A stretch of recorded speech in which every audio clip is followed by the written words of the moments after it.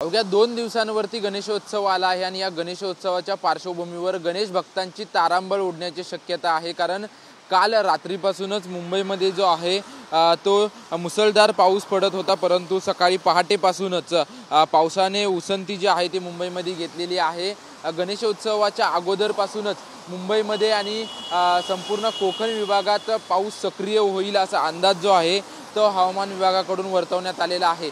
आज पहाटेपासूनच जे आहे ते पावसाने थोडीशी विश्रांती जी आहे ती मुंबईमध्ये घेतलेली आहे, परंतु काल रात्रीपासूनच मुसळधार पावसाने हजेरी मुंबई शहर आणि उपनगरामध्ये लावली होती। त्याच्यामुळे काही भागांमध्ये जे आहे ते पाणी साचलं होतं, परंतु पावसाने विश्रांती घेतल्यामुळे या सकल भागांमध्ये जे पाणी साचलं होतं त्याचा निचरा झालेला आहे। अवघ्या 2 दिवसांवरती गणेशोत्सव आला आहे आणि अनेक भाविक भक्त आणि अनेक मुंबईकर नागरिक जे आहेत ते गावाला जाण्याच्या तयारीत आहेत आणि ते खरेदी करण्यासाठी देखील बाजारपेठांमध्ये गर्दी करताना पाहायला मिळतात। त्याच्यामुळे पावसामुळे कुठेतरी त्यांची तारांबळ उडू शकते आणि आजच्या दिवसामध्ये देखील असाच रिमझिम पाऊस राहू शकतो असा अंदाज जो आहे तो हवामान विभागाकडून वर्तवण्यात आलेला आहे।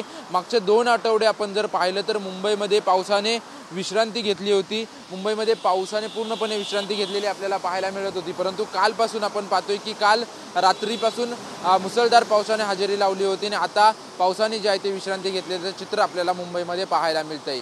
कॅमेरामन अमित चिगवणसह निवृत्ती बाबर, TV9 मराठी, मुंबई।